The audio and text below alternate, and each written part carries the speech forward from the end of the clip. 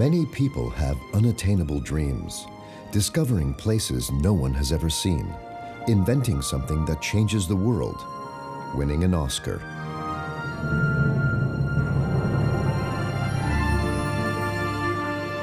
French explorer Jacques Cousteau achieved all that and more. He was a pioneer in many areas, especially underwater. His life and films inspired millions of people. Through the lens of his camera, he opened the world's eyes to the vulnerability of the oceans. His groundbreaking inventions enabled humankind to dive into unknown underwater kingdoms.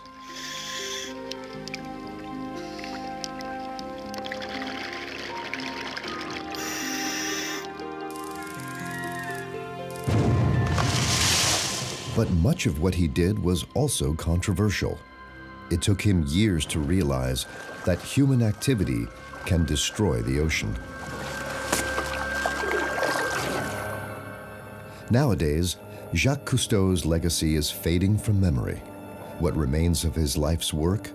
What do the places featured in his famous films look like now?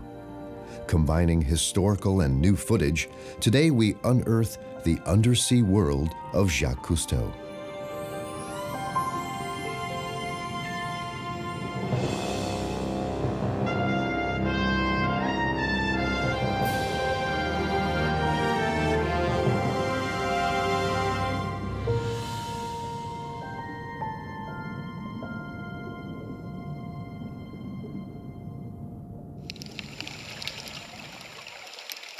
With its kaleidoscopic colors and abundance of corals, the Red Sea was one of Cousteau's favorite film locations.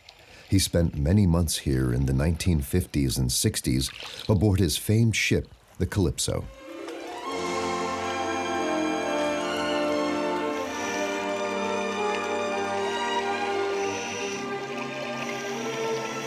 Cousteau's team of researchers explored the depths off the east coast of Africa to shoot The Silent World, one of the very first underwater documentaries in color. At a time when diving was rare and underwater cinematography even rarer, it was a huge sensation. It earned Cousteau the first of 3 Academy Awards.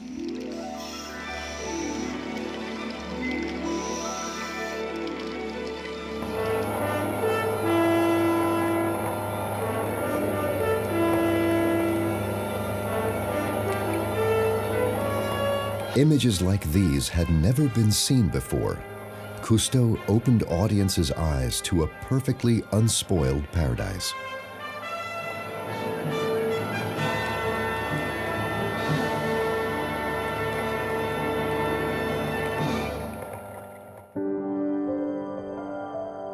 Nearly 60 years after Cousteau's expedition into the Silent World, we retrace his voyage.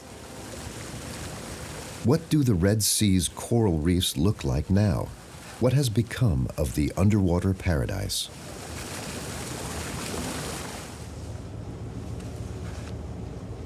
Our first port of call is a coral reef called Sha'ab Rumi. Stefan, one of our biologists, will catalog the reef's inventory. Sha'ab Rumi off Sudan was the site of a sensational experiment conducted by Jacques Cousteau.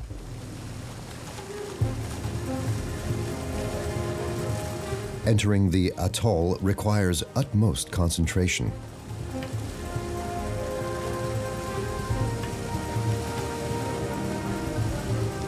The channel connecting the open sea to the sheltered lagoon is extremely narrow. Cousteau and his team blew up part of the reef to allow the Calypso to pass.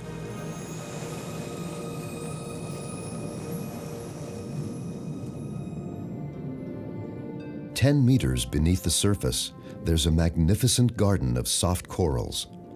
At first glance, taking a scientific inventory of the reef seems unnecessary. Everything you'd expect to find in a tropical sea seems to be here." A giant moray eel is getting the once-over from some cleaner fish who feed on scales and parasites. But an imposter has snuck its way in. Instead of cleaning the moray, this cleaner fish is biting off pieces of flesh.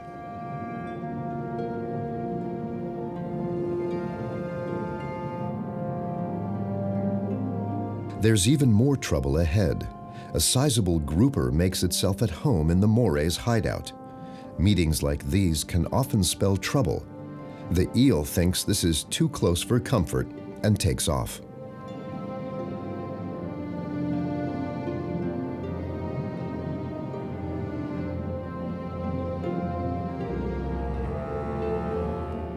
Deeper down at a depth of around 25 meters, the water absorbs the red wavelengths of sunlight.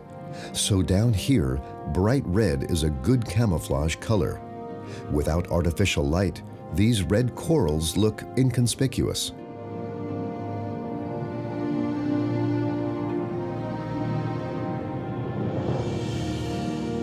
Shah Ab Rumi's deeper southern plateau is the realm of larger shoaling fish. These black-spotted rubber lips spent the night hunting for snails, crustaceans, and other invertebrates. They'd probably like to rest, but some nearby groupers are making them anxious. If they're hungry, they might forget that rubber lips are usually too big a snack for them.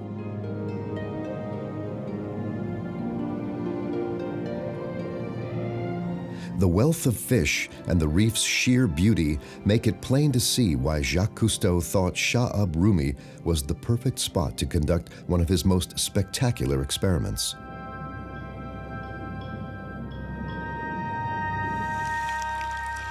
He fulfilled one of his greatest dreams here in the early 1960s.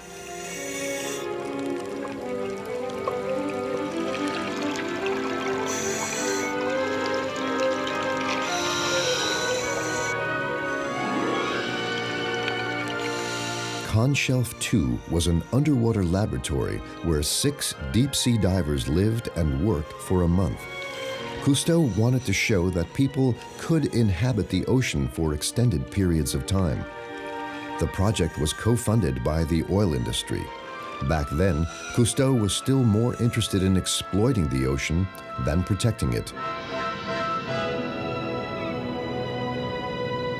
For a laboratory, the sunken colony had quite a relaxed working environment. The researchers smoked, drank, and socialized. Cousteau and his wife Simone celebrated their anniversary down here.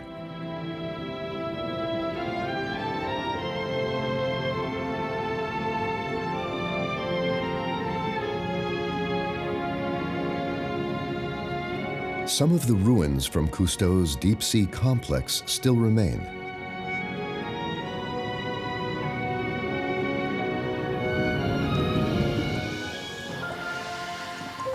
Today, the submarine hangar is completely grown over.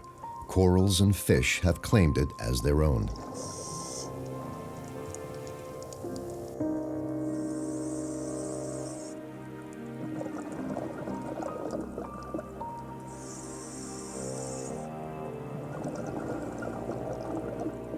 Under the watchful gaze of hawkfish, the steel construction has gradually transformed into a coral reef.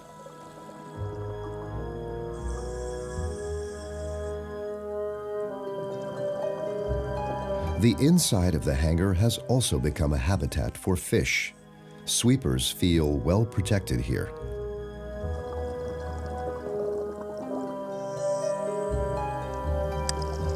The construction used to be filled with compressed air. Now, there's just a musty layer of stale vapors up top, mostly exhaled by recreational divers.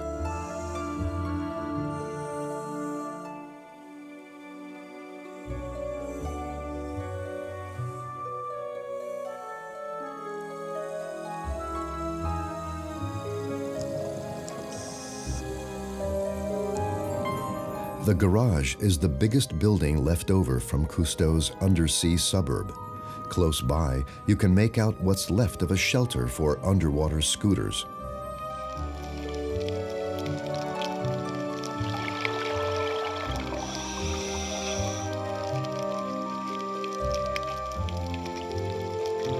It has also been taken over by marine life.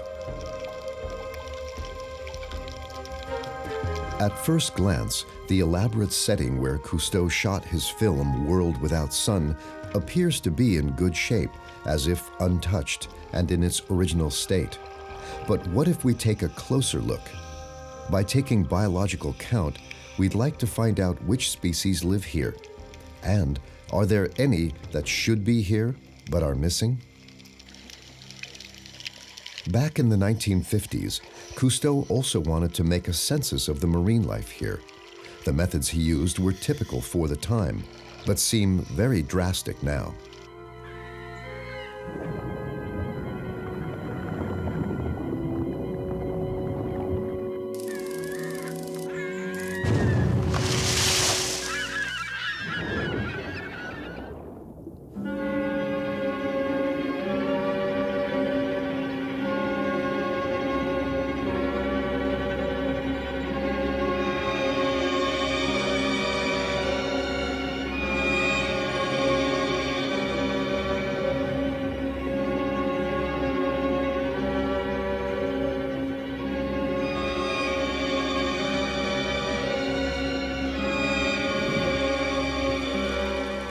We recreated these scenes using fish from the fish market and computerized magic.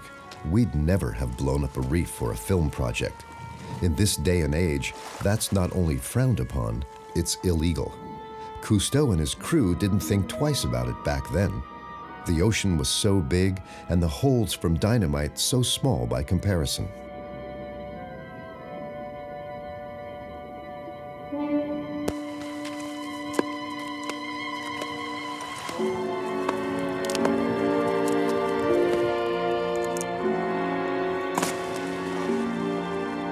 "60 years on, scientific methods to determine the reef's quality are much more refined.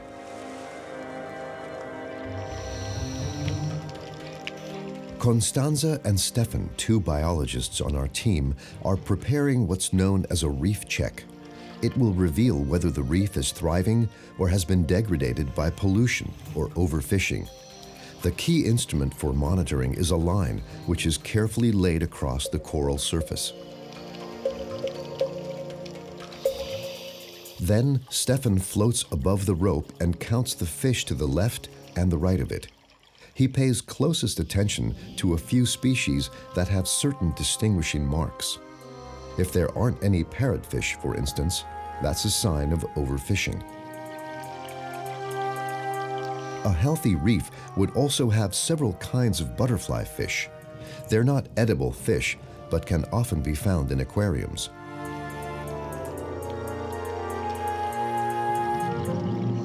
Fish are only one part of the reef's ecosystem.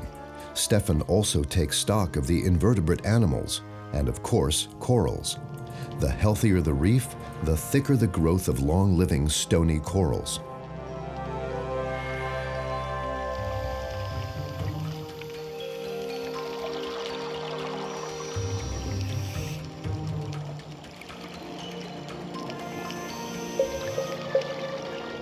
The results of the reef check are sobering. At first glance, the wealth of sea life is breathtaking, but many species are missing. We haven't spotted a single turtle in 2 weeks. There are no mid-sized groupers, a popular fish for food. There are fewer butterfly fish here than elsewhere in the Red Sea.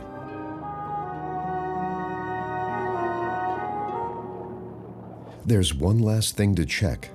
How do things look for the top of the marine food chain? Sharks.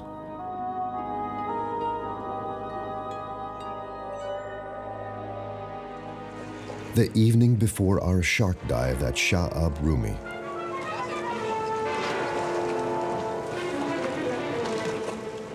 The crew watches a documentary showing how sharks were treated in the past. They were shown no mercy. Cousteau and his explorers also slaughtered them by the masses. He even proudly featured a terrible, very bloody shark massacre at one point in his film, The Silent World. The reasoning behind the killings was that sharks pose a deadly threat to divers.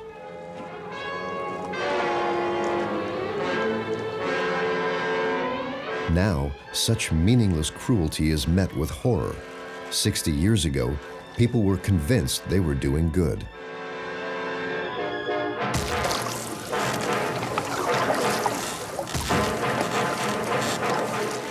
Later, Cousteau was apparently ashamed about the shark massacre. Even in his books about sharks, there's no mention about his own wrongdoings. Eins, zwei, drei. The next morning, we once again dive to the atoll's southern plateau.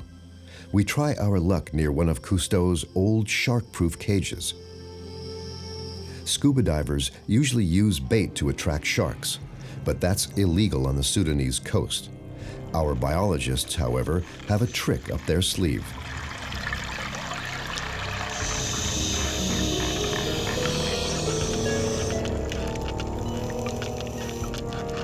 No one knows why, but some sharks are drawn to the sound of squeaking plastic bottles. Gray reef sharks approach, each about 3 meters long.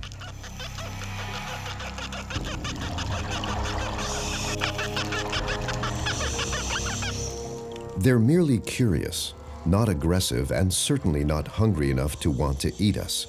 Nowadays, we know that sharks are key to maintaining the balance between hunters and the hunted. A healthy ocean needs sharks.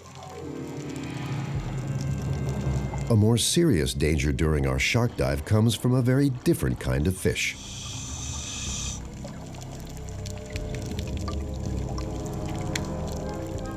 This fellow evidently feels disturbed by the camera operator.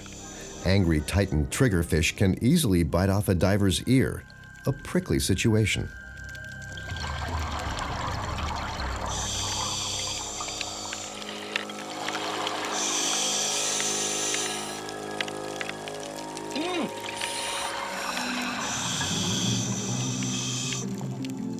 In the 50s and 60s, Jacques Cousteau showed people the beauty of the Red Sea.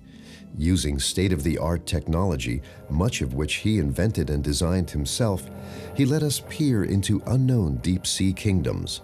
But, in accordance with the zeitgeist of that time, he also committed terrible deeds, which now seem incomprehensible. Back then, the ocean seemed indestructible and full of endless possibilities. It may sound like a paradox, but the fact that we now think of it differently is partly due to his efforts. The next part of our journey, tracing Jacques Cousteau's Odyssey, takes us to a place where he experienced a huge change of heart.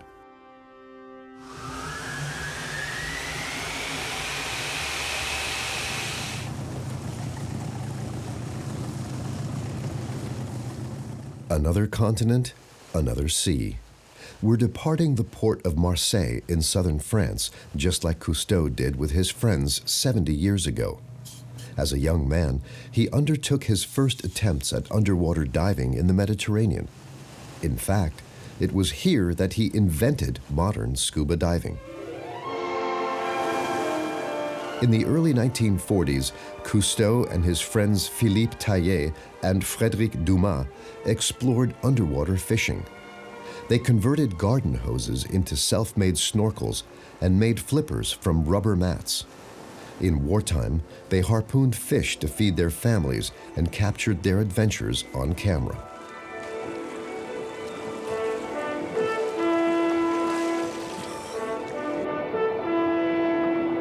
Largely unnoticed by the public, a technological revolution was born on the Côte d'Azur. By developing an underwater breathing apparatus and film camera, Jacques Cousteau was about to change the world.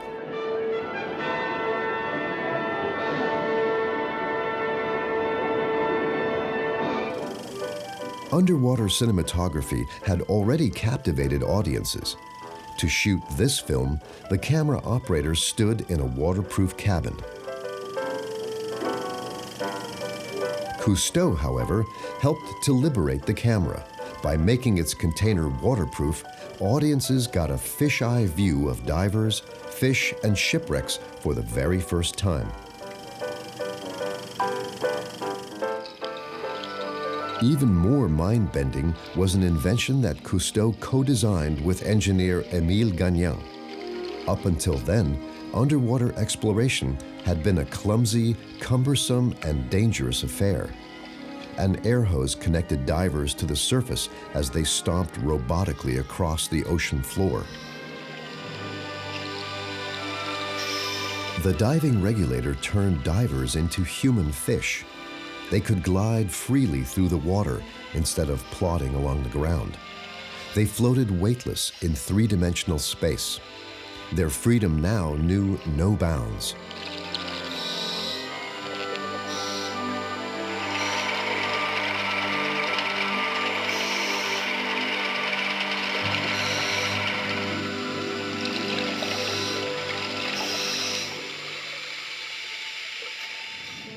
Cousteau was particularly fascinated by shipwrecks. Plundering them was the source of his first successful films.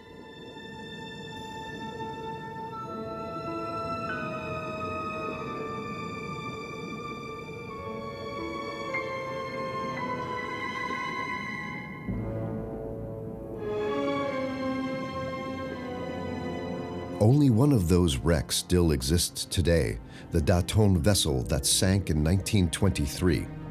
Not a trace is left of the other shipwrecks after being plundered by divers, dismantled by scrap collectors, or simply dissolved by the salt water of the sea. Divers who visit the Daton now still find the same ghostly atmosphere that attracted Cousteau and his friends. But over the decades, the sea has transformed.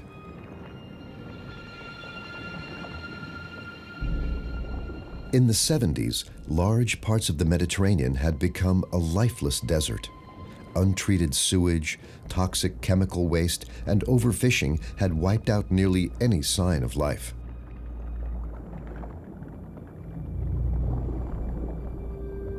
Cousteau was shocked by what he saw. Within just a few decades, the Mediterranean had lost so much. The sea of his youth had been destroyed. This stunning realization turned him into a radical conservationist. From that moment on, he fought against environmental degradation.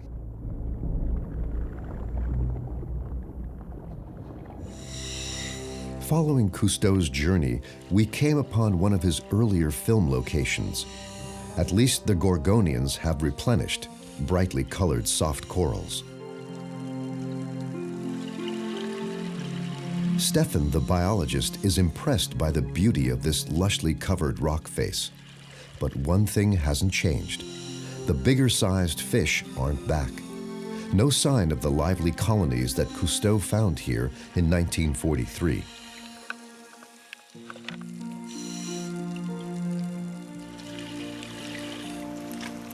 But the Mediterranean that he knew from his initial diving experiments 70 years ago is still here. But places like this are relatively small. We embark from tiny Porquerolles, one of the islands in a group known as Île de Heir, off the coast of the French Riviera.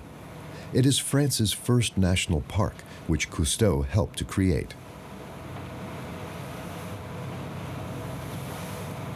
Our destination is a tiny rock islet. Only a few bushes grow above the waterline. Underwater, it's teeming with life.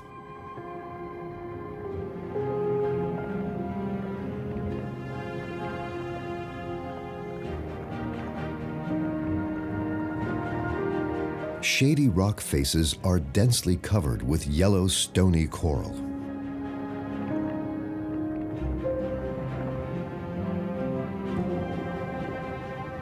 Multicolored gorgonians also flourish in this protected area.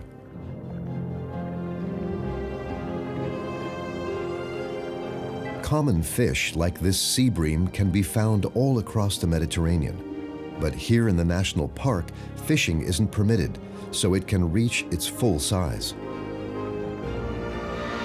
Like this young white sea bream that will one day grow to half a meter.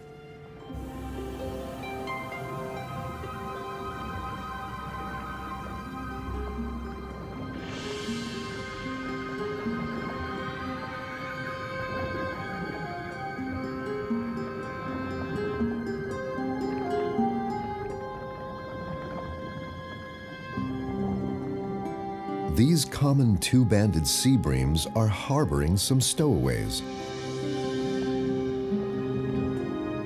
In other places, brown meagres are likely to hide near caves and crevices. Here in the protected national park, they're swimming about freely. Maybe that's because they feel safe amidst the school of sea breams.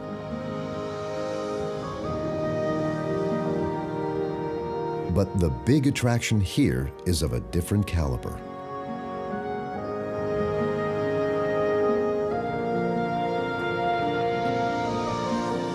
Giant groupers up to 1.5 meters long.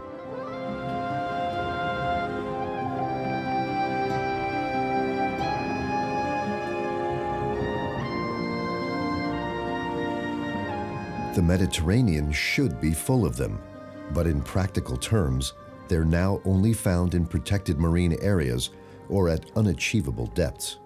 At this outcropping of rock in the Port-Cros National Park, they're nearly everywhere.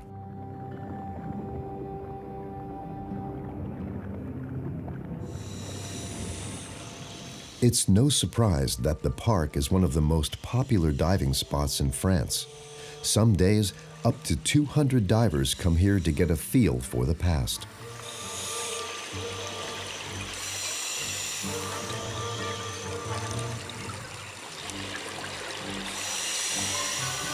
Maybe the abundance of fish here compared to the gaping emptiness in other parts makes them realize that the sea needs urgent protection, just like Jacques Cousteau realized.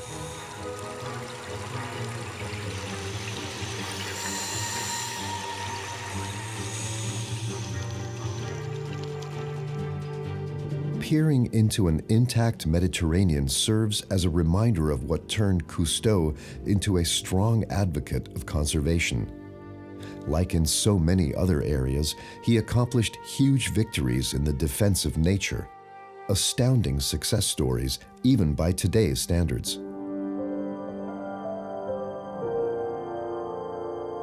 One of those stories takes us to the United States.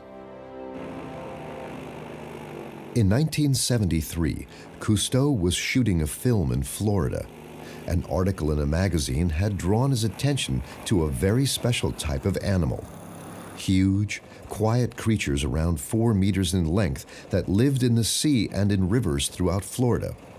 Still, in the early 70s, people knew extremely little about them, or that they even existed.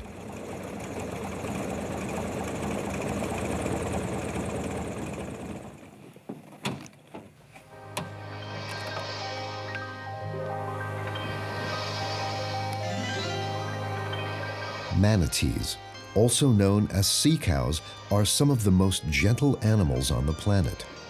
When they're not eating vegetation, they're usually sleeping. Most of their lives are spent doing one of these two things. Manatees have such a peaceful demeanor. Hardly anyone can resist their charm.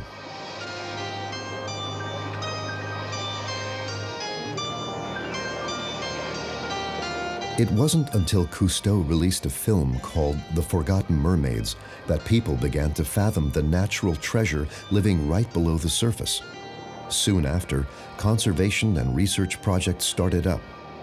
The fact that we now know a great deal about these endangered animals and how to best protect them is also a part of Cousteau's legacy. Every winter, the water temperature in the Gulf of Mexico drops below 23 degrees Celsius. That means inland rivers are warmer than the coastal waters.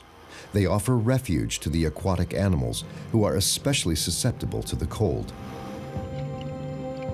The manatees migrate inland to warmer waters. This mother animal is in a particular hurry to guide her offspring through the cloudy coastal water. A sudden cold snap took them off guard, and it's still a long way to their natural source of warmth.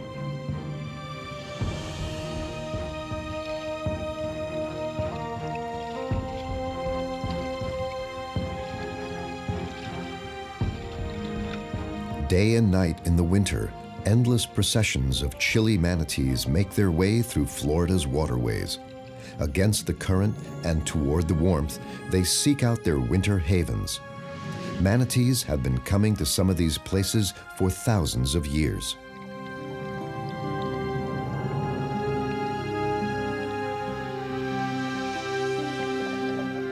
The water bubbling from the natural springs is 23 degrees all year round. In the spring, summer, and fall, it's relatively quiet here until the winter guests move in. Thanks to their sensitive skin and whiskers, the mother and her baby have found one of the natural springs in Florida's Crystal River. Exposure to cold is deadly for manatees. It eats through their bodies like frostburn.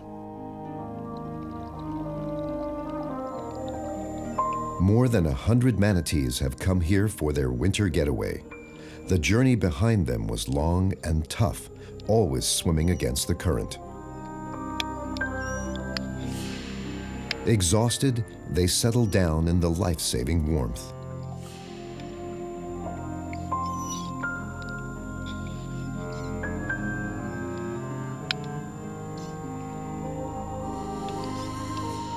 Baby manatees can suckle for up to 20 minutes before needing to come up for air.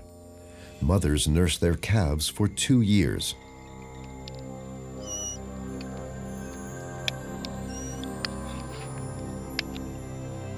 For his documentary about manatees, The Forgotten Mermaids, Cousteau filmed right here at Three Sisters Springs.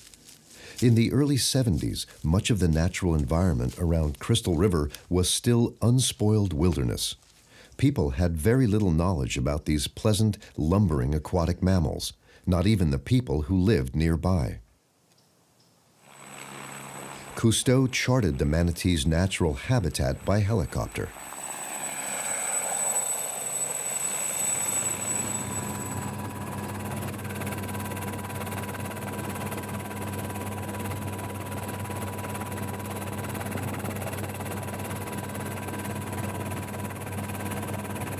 Even then, he encountered a serious threat to the animals.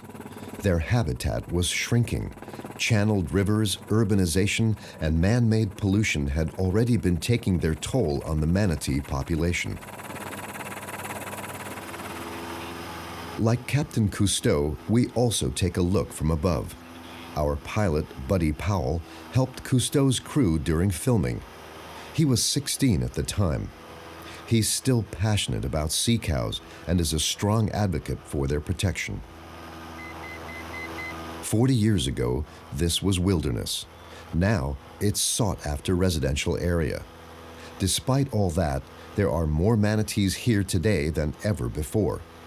Powell and his colleagues recently counted 5,000 of them in Florida. Three Sisters Springs harbored at least 300 manatees in February. Here they can rest undisturbed. Special areas have been reserved just for them. Swimmers and snorkelers have to stay out.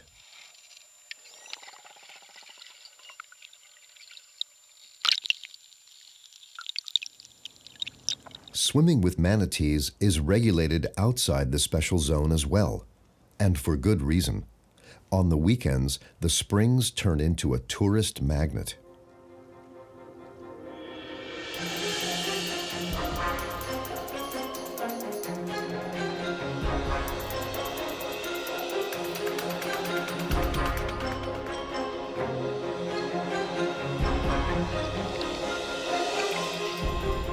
Thousands of manatee fans flock to Crystal River every year. Not all of them behave well, walking, grabbing, and crowding around the animals. The cute baby manatees are a particular draw.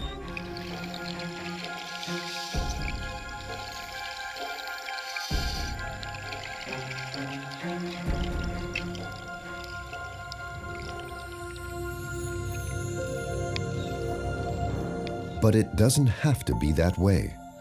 Those who simply wait instead of chasing the animals will be rewarded. Some sea cows really like the contact. Then it can come to incredible encounters, unforgettable to man, maybe even to manatees.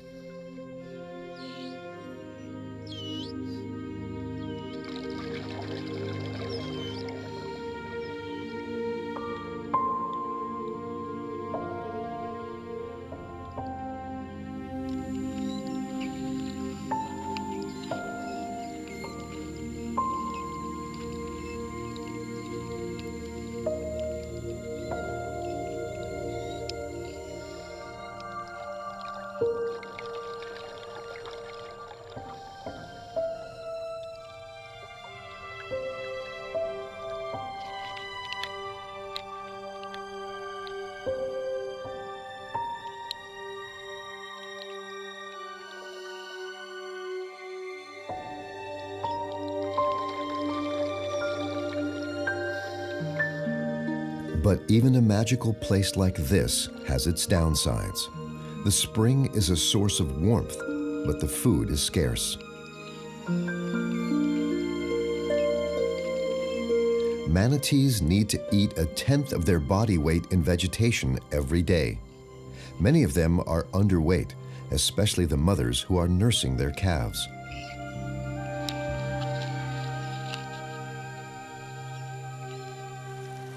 Some of them are forced to leave the warm springs in search of food in the cold river. It's a cruel choice between starving or freezing. As the winter wears on, mealtimes become even more meager. Too little to thrive, just enough to barely survive.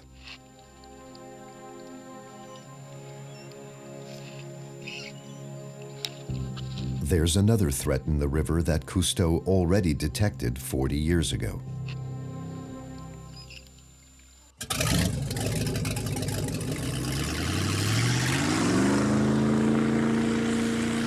Heavy boat traffic claims the lives of many manatees every year. Engine propellers are an especially acute danger, slicing into the animals who are deaf to the warning sounds of oncoming motors.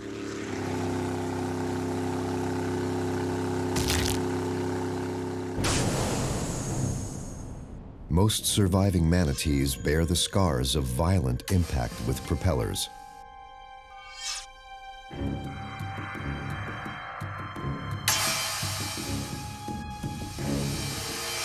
Boats pose the greatest threat to the peaceful manatees.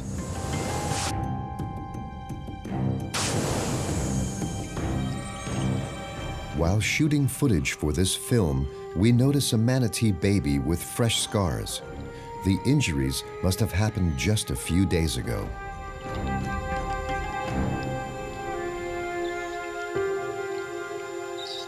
There was no way of knowing we'd be the witness of a sad scene of farewell.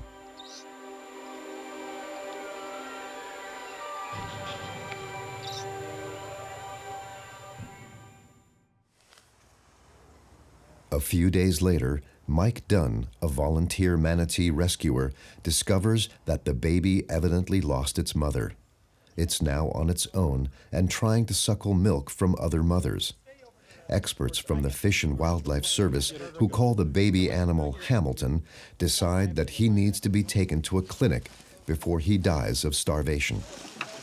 Behind that float. So from the tag manatee to the right of the tag manatee? Right. Okay. But you know, when they Some manatees strongly resist being captured, but Hamilton is too weak to put up a struggle.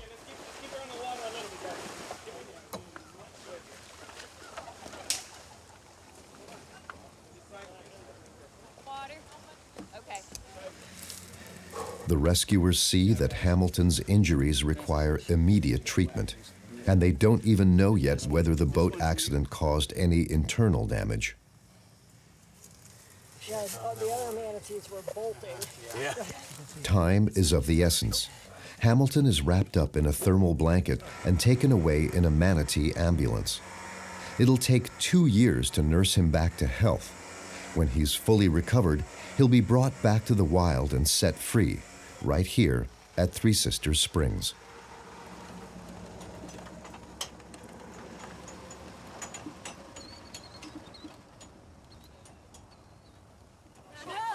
Of course, Jacques Cousteau was the first person to release a manatee that had been nurtured back to health.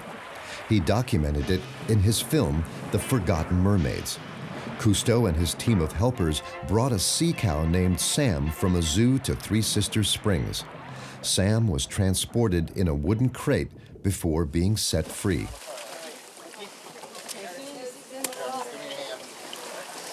No one has seen Sam ever since. Maybe the former film star still lives somewhere in the region. What remains of the enclosure's wooden posts can still be seen in the bed of sand at the bottom of Three Sisters Springs. The manatees here think the relics make an ideal back scratcher.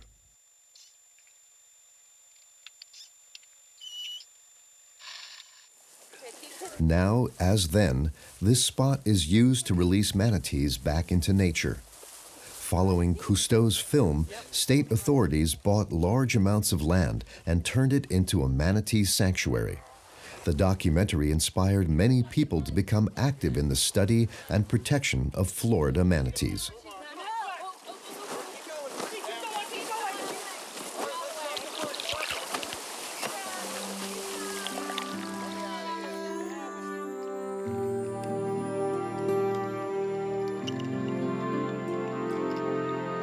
Some of the animals now get a satellite transmitter so they don't disappear without a trace like Sam. Knowing more about manatees' whereabouts helps people to better protect them. If Cousteau hadn't shown people in Florida these beautiful creatures and the problems they encounter from human interference, they might have had no chance at survival. Thanks to him and his documentary, the manatee population now numbers around 5,000.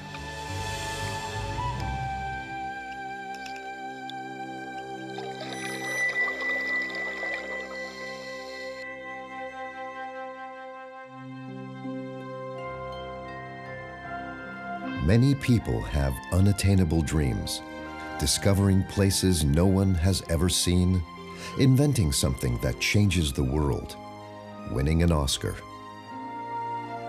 Jacques-Yves Cousteau achieved all that, but not everything. When he died at the age of 87, his family enterprise fell apart with no one to follow in his footsteps.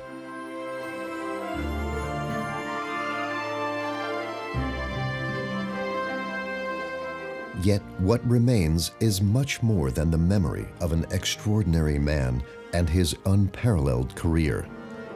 With every diver who descends into the silent world, with every researcher who charts the undersea world, it lives on. The legacy of Jacques-Yves Cousteau.